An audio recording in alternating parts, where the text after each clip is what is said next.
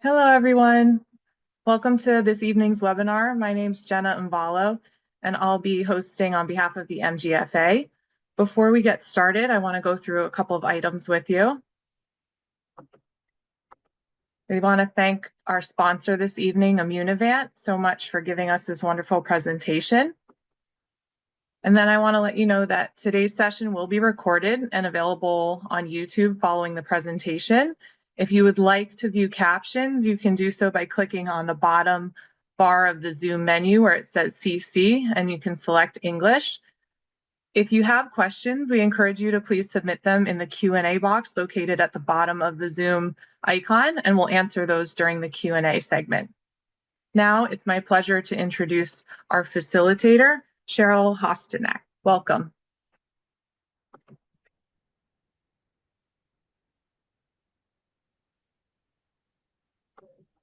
Thank you, Jenna, and welcome everyone. Thank you for joining us this evening or this afternoon for our AIM program, Navigating Your Path.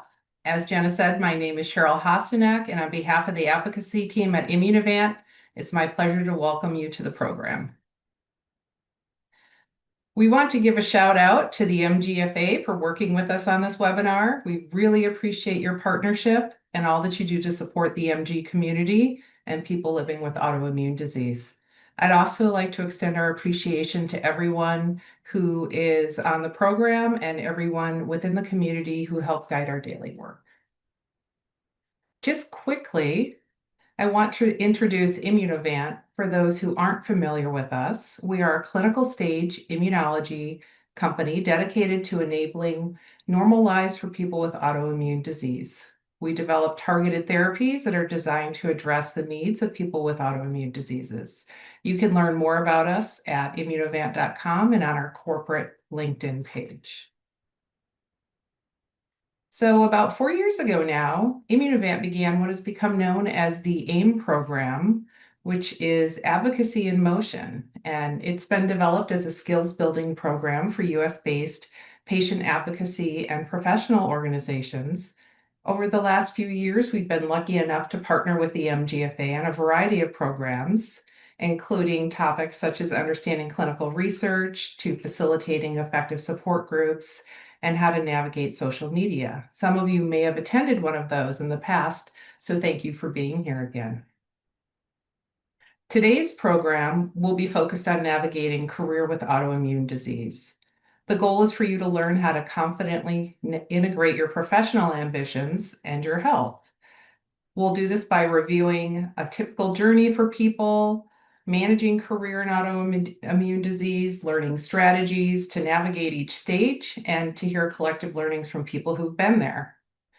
There will be an opportunity, as Jenna mentioned, for interactive discussion and questions. So please make sure to drop your questions into the Q&A chat box. With that, I'd like to introduce you to Michelle Irving, who is our presenter today. Michelle is a pioneer in the chronic illness and leadership space, known for her transformative approach to integrating career and chronic health conditions. As the founder of Career and Chronic for professionals and chronic illness at work for organizations, Michelle's innovative companies provide a new way forward for managing your ambitions in health. With over 18 years of experience navigating her own autoimmune condition and a successful career, Michelle combines lived experience with professional expertise, teaching you how to flourish in your career while living with chronic illness. Michelle just gets it. Her life's work and living legacy are dedicated to empowering people while they live with chronic illness. Her work is underpinned by extensive training in somatic therapy, cancer survivorship, and women's leadership. With that, I'll turn it over to Michelle. Thank you so much, Cheryl. So I just wanted to check, are we all good, Gemna? Yep. So what I want to share with everybody today is that living with chronic illness and navigating work is basically a professional skill set in itself. And I don't really need to tell you that. It's really good to acknowledge that this is something that has its own skill set. And what I'm hoping today is that everything we share gives you some understanding and really some breakthrough moments about how this can look and how to navigate it. One of the first things is that I believe that chronic illness will naturally lead you to authentic leadership. And this is for a whole lot of reasons you already know. You don't have the bandwidth to, in many ways, start to try and perform leadership or try and work with how it's going to look to everybody else when you're also navigating the chronic condition. In essence, they have a lot of mental and emotional layers sitting on top of you. And what we're going to do today is start to release some of that pressure so that you can naturally stand or sit or even at times lie in bed in your own authentic leadership. And this gives you the space to move gently forward. So the next sort of question is, well, how are we going to get there? Like, what is the story? And the key question for that is that it's actually an inside job. So why am I saying that? Like, there's so much that we're already navigating. Why is it an inside job? This is where I want to talk to you about the professional skills of navigating work and chronic illness. The inside job is really for you to understand your talents, your skills, and your what I call your professional resources, both those that navigate the illness, as well as, of course, your intellectual skills, your strategic skills, your creative skills, your selling skills. All of those are your resources, they're your talents. And the inside job is to really hold them with your deepest integrity and to honor that of yourself and to turn towards your inner authority in order for you to navigate what's happening for you professionally. When you are operating from this type of system, it strengthens your boundaries so that they're trustworthy, first of all, for yourself and then with others. And we'll go deeper into this as we progress. But the reason that all of this leads to your authentic leadership is you start to lead from this depth of wisdom, trustworthy boundaries, your integrity, turning towards your inner authority to lead you forward, and honoring and understanding all of your skills, talents, and personal resources. That also means that vulnerability is part of this. And it's not vulnerability that has a collapsed state. It's the vulnerability of what is true and authentic for you as you lead. Now, you may know somebody, it may be you, it may be somebody else in work, it may be somebody in your network that you know really holds authenticity in their leadership. And there is something truly magnetic about that. And the reason is they're grounded. You're in a deeply grounded position from which you work, from which you speak, from which you lead. Now, chronic illness overlays your confidence at times, it overlays how you navigate work, and it definitely overlays your capacity. So what I've created for myself and for everyone else is actually a map for what the 5 stages of chronic illness and work are and how to navigate them. And that is how we get to this process. So one of the first things you want to understand is something you already know, but we forget when it comes to working in career, is that navigating the career with chronic illness is not linear. So as I talk through the 5 stages, which I'll show you in a minute, understand that this is a cyclical process and you may move around them rather than move through them in a linear fashion. The goal we're after is sustainability, ensuring that career progression comes without burnout, or unnecessary resignation. So the reason we want to have sustainability is that that makes it more comfortable for you. You know where you're going, what you're doing at each stage, and also that sustainability comes from what is authentic for you rather than what is necessarily authentic for somebody else or what looks like sustainable for people without a chronic condition. Many professionals experience the push and pull between the medical reality and career expectations, and the map helps show you how to navigate all of this in a structured way. So let's look at the map. So these are the 5 stages. We're going to go through them individually, and after this webinar, through your organization, you'll receive a handout which actually has the map on it. So for those of you furiously scribbling, it's all coming to you, and you can take notes as we go, of course, but please know that this resource is coming to you and fully available for you. So the career and chronic illness map has these 5 stages, which I'm going to name for you, and then we'll go deeper. It starts with off-ramping from work, which will often involve medical leave. It might involve burnout or resignation. It's really where you might become bed-based or your capacity really contracts and working is no longer a viable prospect at that time. As treatment might progress, as your capacity might progress, you might think about returning to work. And I want you to think about that as on-ramping. You might be applying for a new job. You might be returning to a position that you previously held. But if you think about this as on-ramping, it gives you the space to pace for yourself, at least emotionally and mentally, and that will inform you physically. It also gives you a way to think about what is happening. Once you go through into the new, I'm calling it returning to work, or you're coming back from treatment, or you're trying a new drug, or you're getting a new routine. All of that is new. This is really important to understand. Even if it's the same job, even if it's the same people, you are still navigating a new terrain. And that comes with adjusting to the identity of where you're at now. It might come with different working arrangements. If we look at it as new, it will give you a way to center yourself and understand you're doing something new. So you're learning how to do this again in a new way. The 4th stage is test and redesign.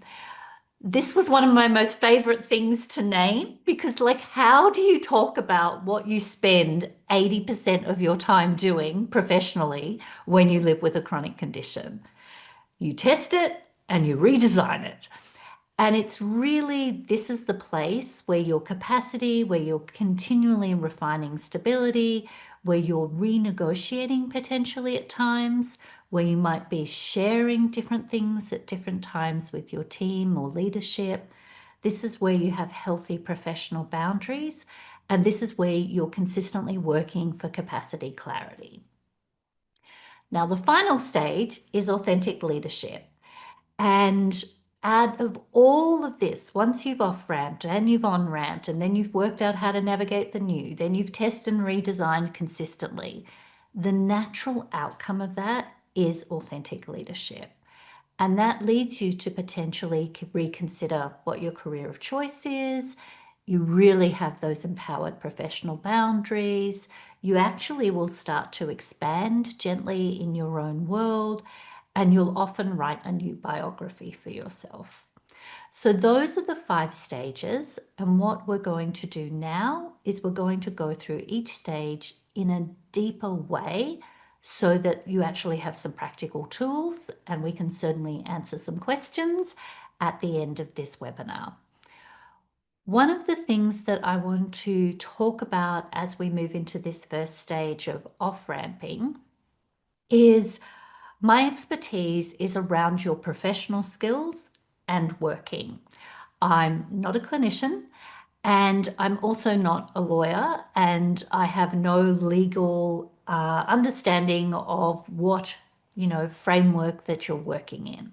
So these are very generalized places, but they actually still have very core processes that you work through. And certainly then, if you're working within a legislative environment or structure about your working conditions or coming off into medical leave, absolutely get appropriate professional advice in those spaces. So off-ramping, I want to share with you that we often consider that we're either working and we're fully going, or we're collapsed and we're not working, and our number one objective that we have to do is work out and struggle in this phase. How are we going to get to work? And as we do that, we are overriding what this stage can actually offer you. And I want to give you some practicalities for this stage. So if you're bed-based, if you have some capacity, but it's quite contracted in what you can do, if you're on medical leave, or even if you've taken the step where you've resigned from work due to capacity, this is still a legitimate career space and it's not the end point. And here's why. Often what's happening before this stage is that you have been pushing your body physically, mentally, emotionally, often creatively beyond the limits of capacity, and then the body starts to really tell you it can no longer go that way. I often think of this stage as where you enter the cocoon. So there is a dissolving of the professional identity, and there's also a dissolving a lot of the patterns of the overextension emotionally, physically, mentally, professionally. And there's like this contraction back into yourself. This is a super important stage, because what happens here is you may feel powerless, but it's actually the place where you build power. Here's why. This is the place where you come into deep relationship with yourself, your values, and what you want to spend your actual time doing. If you see it as a cocoon and let it shed what no longer really is working and allow that phase to move through you, there is something deeper of you underneath. And that will be what you deeply value, how you want your relationships to really work, what your core skills are, and then it's about adapting to the way in which that might work for you professionally. And that will come out of these reflections, rather than it has to look this way and that is the only way. This off-ramping stage of the cocoon is actually a deeply creative process. What gets in the way of that process is that part which, of course, we naturally have. How am I going to work? How's it going to work out? I have to work out how to be here exactly as it is, and that is the only way. That process, which is natural for us in our culture, actually, if we can just let that pause for a minute and turn to what's actually going on for you, then something deeper will emerge for you with your own autonomy and your own skill and really the depth of who you are.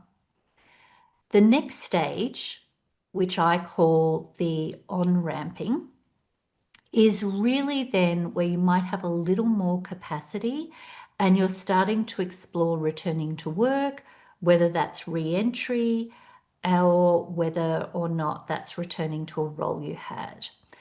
This process is all about discernment. You're starting to shift between the cocoon into the new, and that's why it's an actual on-ramp, because it's not linear and you're often testing your capacity and learning what's true for you now. So this stage is really focused on re-engaging with work at a pace that might work for you. You might be looking at interviews, resumes, sharing what your capacity is, and you might be negotiating your conditions and salary and how it's all going to work as you're on-ramping. as I said before, not all of this is linear. Some of you might have medical leave and then jump fully back into full time, and that will really come with the new stage. But if there's a pacing, even in returning to full-time work, you're still on-ramping and working out what your capacity is and what's true for you. So the next stage is the new. What happens is we think because we've worked before, or even if it's the same job that we've done before, we think that we're just going to turn up and it's all going to work perfectly forward and as if we know how to do it. The truth is you actually do know how to do the job often, but returning to work often comes with this new process that you're in, new treatment, new dynamics with your body, new medical regime. Sometimes even if you return to a workplace, it includes new people, new managers, new leaders, new team members. When you see this as the new, it gives your nervous system somewhere to rest back, and it gives you a way to engage with it without that sort of expectation that it has to be this way and this is how it should look, where you're really driving yourself mentally and emotionally to get somewhere and make it look the way it was. Internally, if you see it as the new, it takes courage to be in the new. And that's part of what's happening for you. We often think that our confidence should just be there and we can't work out why we're not feeling confident given we've done it before or we know what we're doing. How do we get this confidence back? The confidence will return to you en route. It reemerges as you're navigating the new world of working that you're in. It's also the case that if you have shared or you're going back to the same environment, other people might be cautious and not know what to say. So there's also a new sharing and also a new container around who you are and how you're working with it. So this stage is really about new people, new timelines, integrating where you're at, potentially a new daily routine, possibly fatigue that you're navigating, testing your capacity, and reintegrating your confidence. There is absolutely no failure here. And that's the key. It's new. You're learning again. So let yourself be with the learning and orientate to that within yourself as you go through it. The next stage is test and redesign. So you will spend about 80% of your career in a cycle of testing and redesign.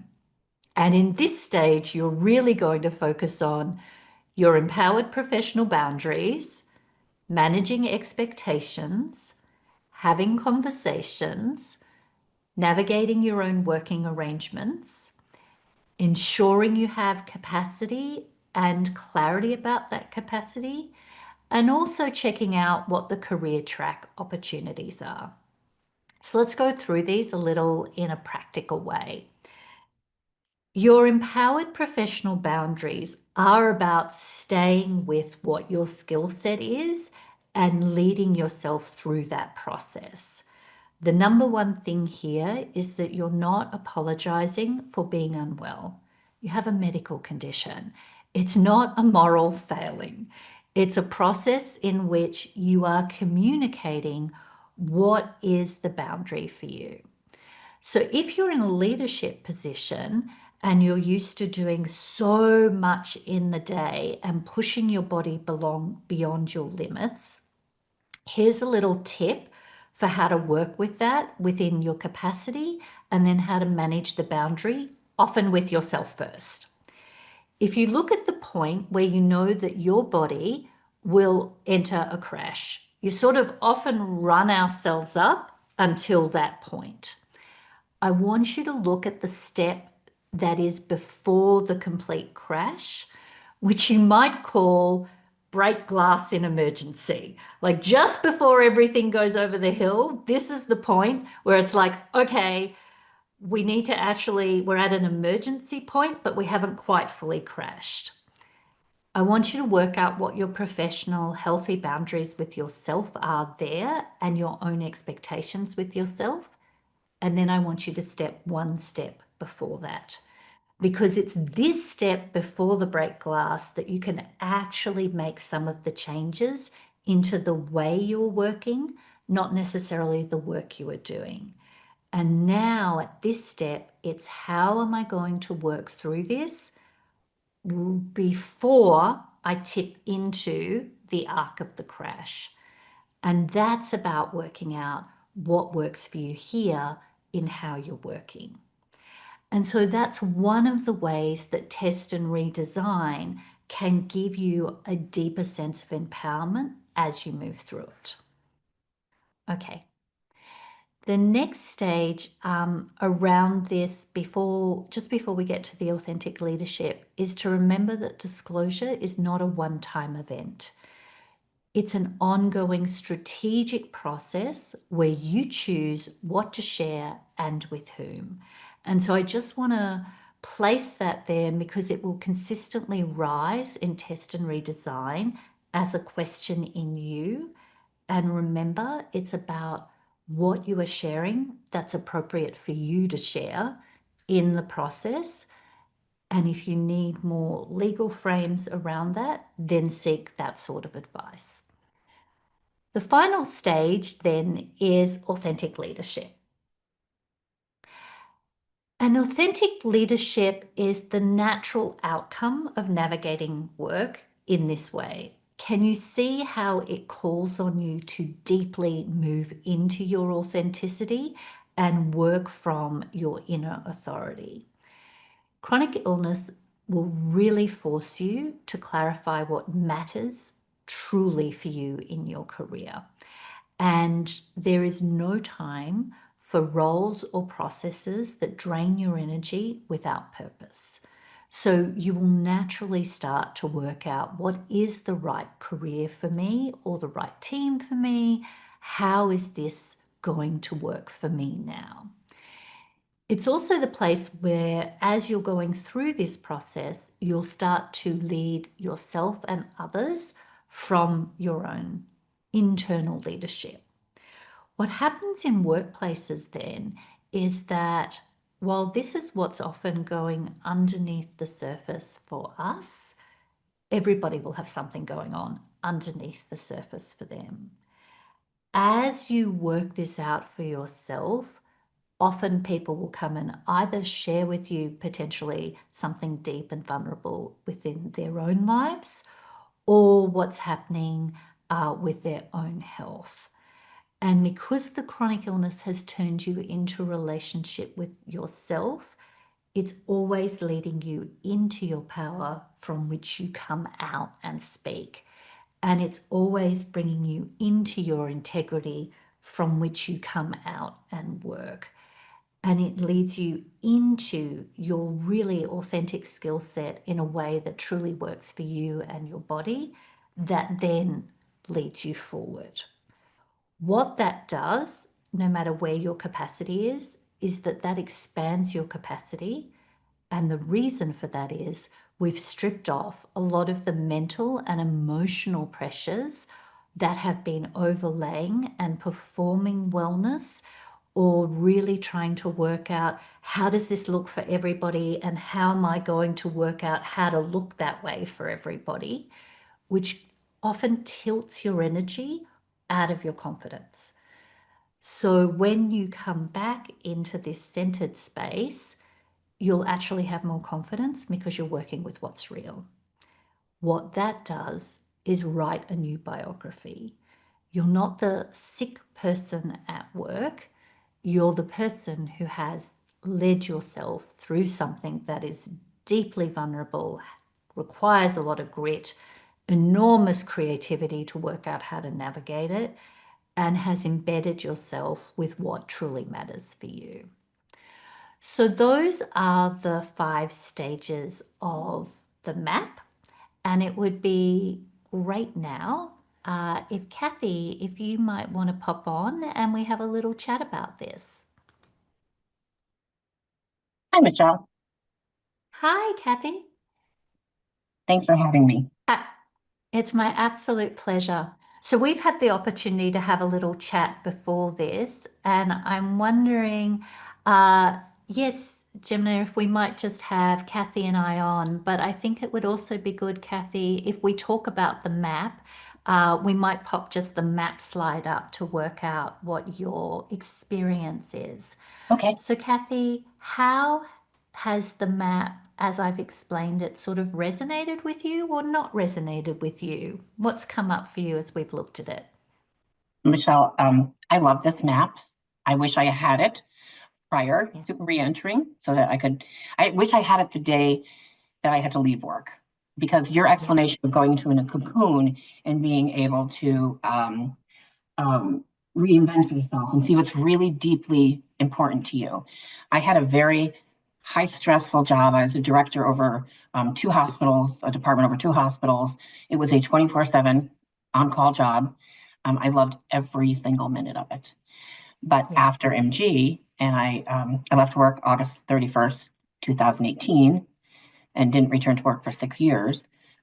After 2018, I had to really reevaluate what part of my jobs were important, because I knew I could not go back to 24/7.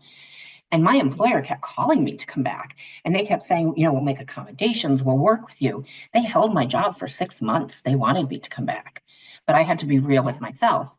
But I didn't see it like you explained it, Michelle. I saw it as a failure. I saw it as I didn't have a purpose. I had just gotten my master's. What good was it? I really was wrapped in this depression over not being able to work. And I wish I had had your roadmap to say, this is just a stage, because it was never my intention to retire that early. I did not want to. So Yes. always my goal was on going back to work in some capacity. So then when you talk about like the on-ramp, re-engaging. So I knew I had to re-engage with the things that were important to me, which is helping others. That was very important to me.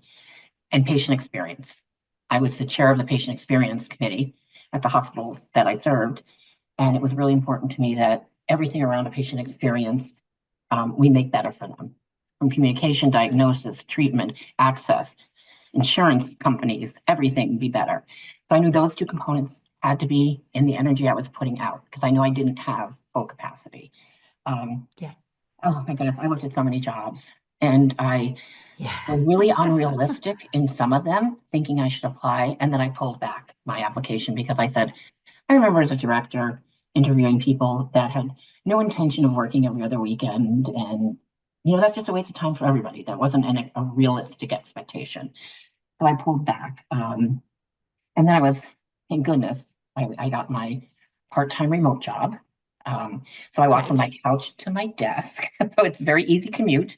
I don't drive any longer. So this is a perfect job for me. It was so frightening to go back to work. I had so low confidence. Yeah.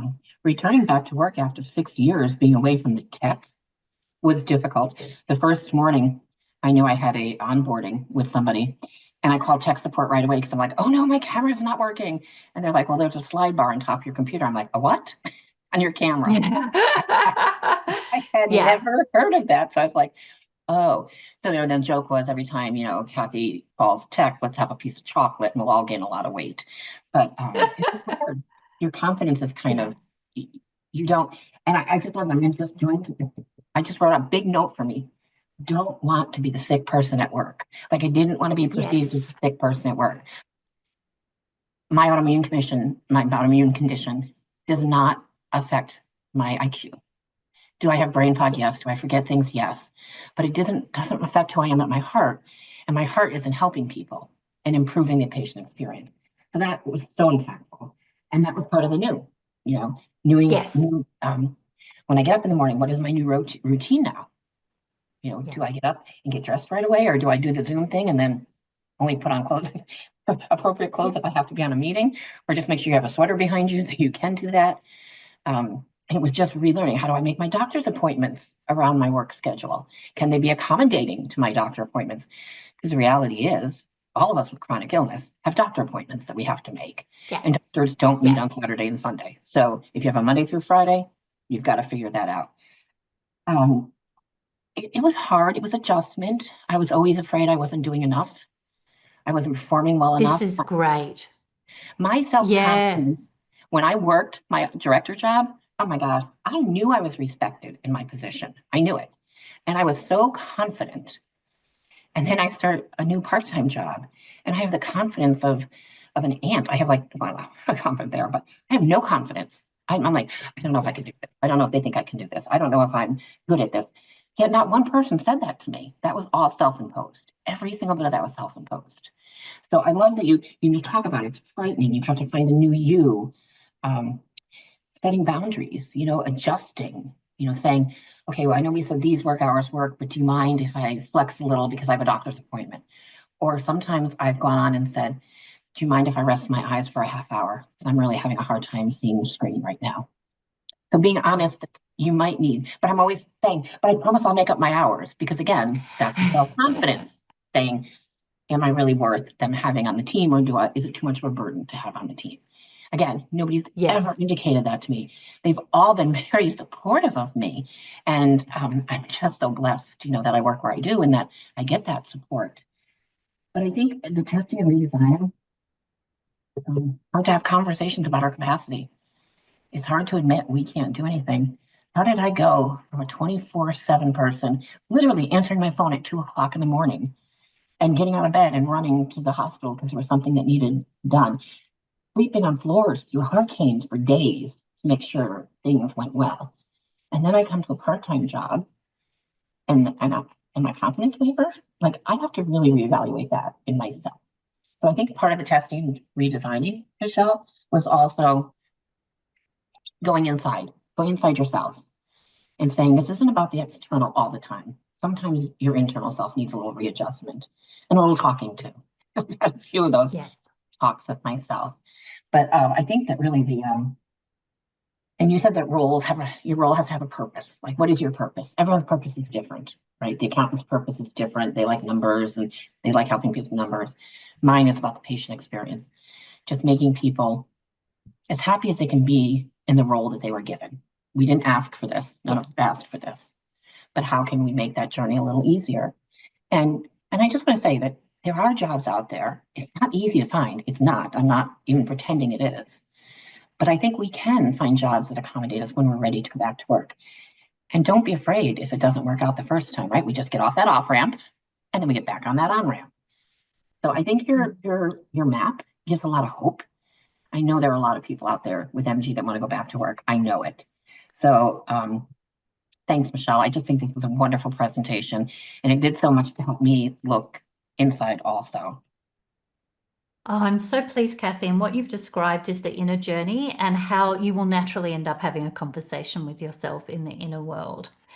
On the jobs and the availability, I do want to share, because this is my daily work, and just to let everybody know, you can obviously hear I'm an Aussie in my accent, but actually 80% of my clients that I work with are in North America, particularly the US. And so I do understand the difference in culture in that and the difference in environment.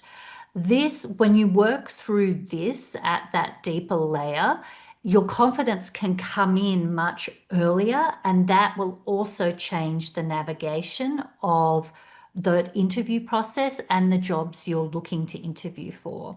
And so just as we move into the Q&A, one thing I want to let everybody know is that, 6 years is a really long time, Kathy, to be in that cocoon. I've certainly had professional women that I've worked with be in that cocoon for that time and then start to on-ramp and move into the new. And what happened for some of those women is you might have been in a really professional role at a consulting firm, potentially, maybe one of the big four. And then as you're looking to on-ramp back, certainly one of my clients started to look at, well, what are the smaller consulting firms that might be more amenable to this process for her? And she actually ended up in a perfect organization for her, able to work with her capacity and able to progress as well as take her medical appointments. So I do want to share that because we don't talk about it, because we don't have a map, and because we're often working from this place of the lowering of confidence, because we haven't got a way through the process, then as you get this skill, it does make it easier then for you to start earlier to get that line up with the right job and the right role. So Kathy, I really want to thank you for what you've shared. I know it will resonate with everybody, and I love that your experience actually was the map. It's just what I've done is take that experience and put it in something that you can navigate. Michelle, can So I just now, point out that you just yes, taught me that I wasn't on that off ramp for 6 years because I did step in and start volunteer about 2 years after my diagnosis. I volunteered with the MJ great. as a support group leader. I also did presentations on choosing your insurance during open enrollment because that was my wheelhouse. And so I never Great. realized, and at that time, I really wasn't on the off ramp. I was on that on ramp. Like, what can I do? That was a 100%. good way to ascertain what I could do. So thank you for sharing that with me. It's my absolute pleasure. And you've named something that lots of people do in that on-ramping, even in a volunteer role. So we've got a couple of questions. Please, I would love to answer your questions.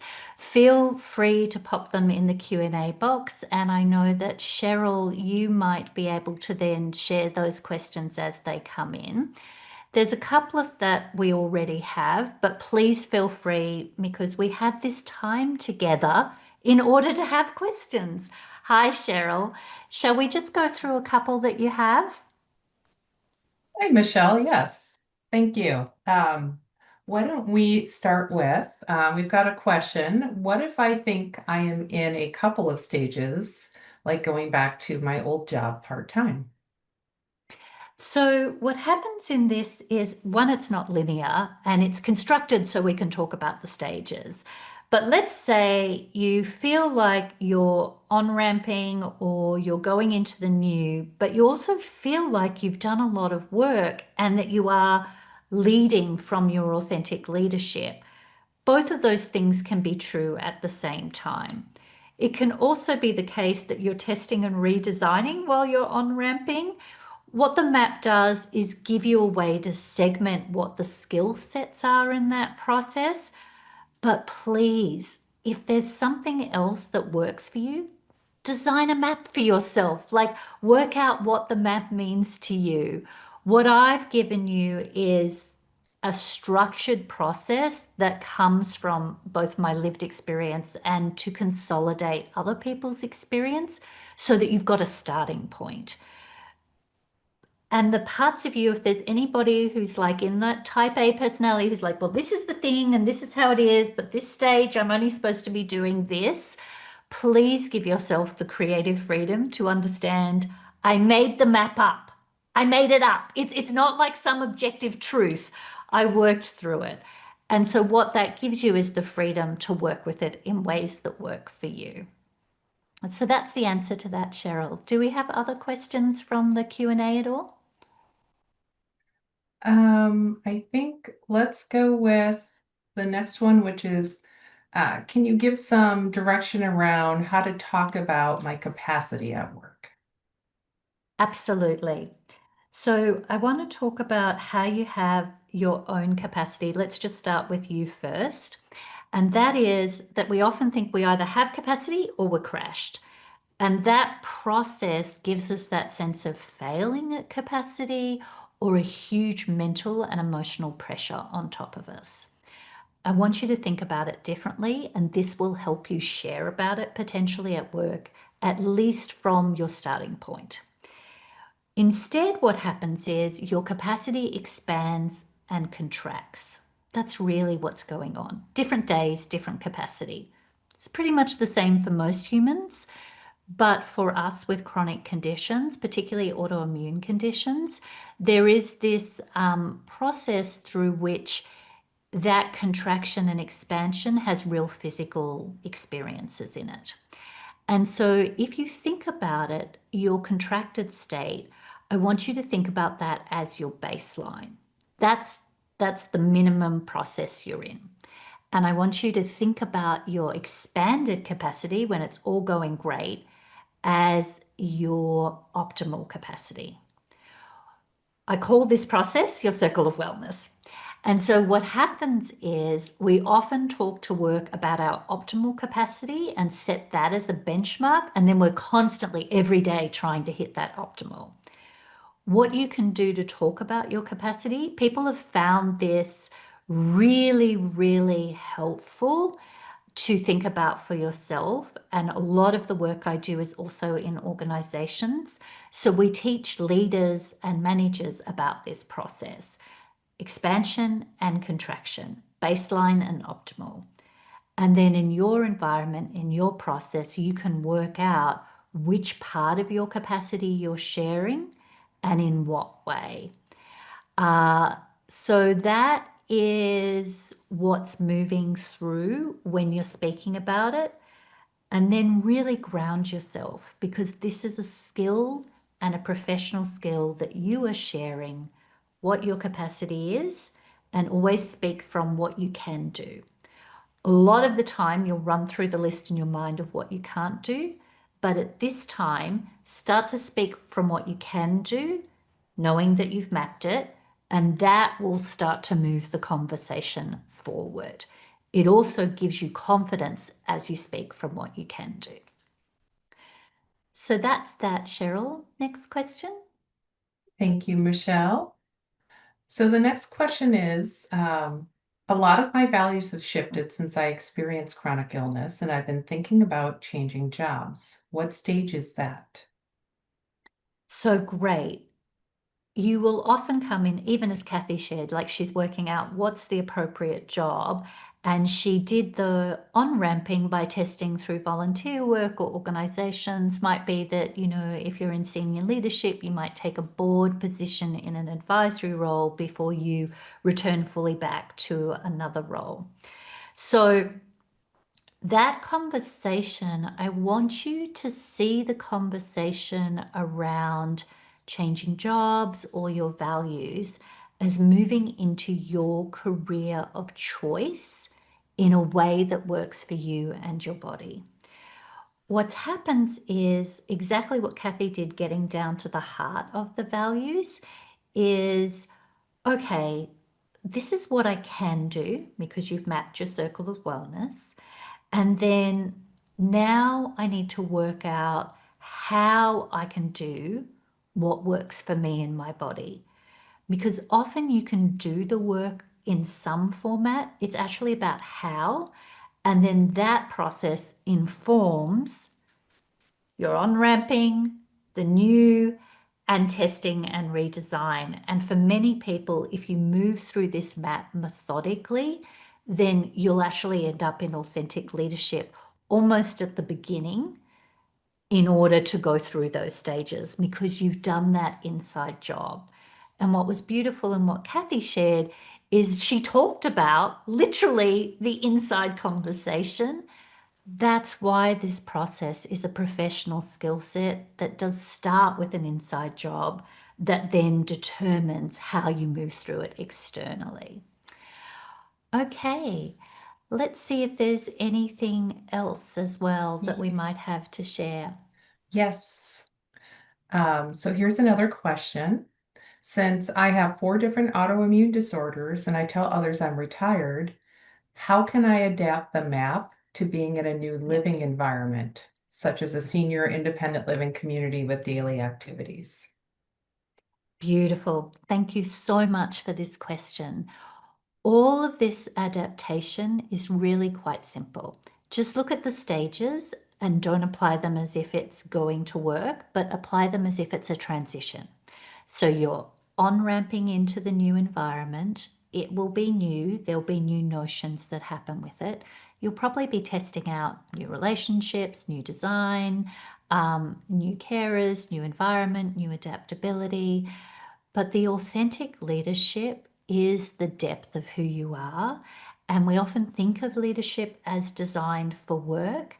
However, the truth of it is, in the human experience, one of the advantages of living longer is that you've tested and redesigned a lot of things in your process, and you do end up as a result with wisdom. And that wisdom is designed to be shared. It just naturally you want to share it. How you share that, or how you validate that, or how you communicate and live in community with others, that's really the beauty of the authenticity at that process. So take the map and then just follow through the stages and adapt them without thinking about them as if it's about going to work. It really is a transition process. Cheryl, do we have something else? Yes, we have one final question. How do you handle being promoted over others for your hard work, while others feel you are not the right leader due to visual MG symptoms? Okay, great. Thank you so much for asking this as well. Firstly, it's the perfect indication of how the process and your skills leads to authentic leadership that gets recognized. If you come into that relationship that I'm in an authentic leadership role, and part of that authenticity is these are part of my capacities, this is part of what's happening for you physically, there isn't anything, there's no burden, there's no failure, there's no deficit, there's none of that's happening. In fact, the process has strengthened your authenticity and strengthened your leadership. And that is the ground that you are really coming from. So you have your professional skills and you can trust the discernment of your authentic leadership. What's happening in the rest of that conversation is that there's a little bit of looking at the jealousy or whatever's going on for people and then making a determination that this is the reason based on a physical process. This environment will happen in many, many workplaces with many, many kind of reasons about why that person is not appropriate to be promoted. At the moment, that's what's happening in that environment. I would just say for yourself, deeply trust your skills and your authenticity and know that there is incredible service that you are doing as a human by being in that authenticity. And that is what this culture needs. That is what we're all looking for within ourselves. And that takes a lot of the pressure off who you should be rather than who you are, and leading from that confidence. So I hope that that gives a frame for you to work through in it. And I think, Cheryl, is that where we're at? Are there any? That was the Yes. final question. Great. Shall we go to the next part of the process then? Yes, let's do that. So just to let everybody know, and Cheryl, this is, thank you so much for Immunovant really being able to facilitate for us to present this information. These are the resources that we've brought together, and you'll see that you get the map. And then there's this really first stager of what you can do to practically move through it. So the 3 questions you're going to work with are, where are you on the map? Navigate that, whatever the condition. If it's different to working, see it as a transition map. Ask yourself what helps here. What actually helps here? And then once you've done that, what's important here? And work through what is important for you in this stage. And then anything that doesn't fall into it helps or it's important, and try and work with those together, sort of gets left off while you concentrate on that. So that's how you would start to work through the map as a resource. Excellent. Thank you, Michelle. It's my pleasure. So I just want to remind everybody of those as resources. I also want to let you know that Michelle is a resource as well. You can reach her at careerinchronic.com. And finally, I really want to thank you, Michelle. Thank you, Kathy, for sharing your experience. Thank the MGFA for hosting this lovely program. And I want to thank each and every one of you for your time today. We really love doing these AIM programs and want to do more that are useful for all of you on the program. If you have a minute, we would really appreciate it if you could click on the QR code and do a quick survey. It helps us learn how we did, what you'd like to see more of, and where we can continue to improve. We really appreciate all of you. Thank you, and have a great rest of your evening. Thanks so much, Cheryl.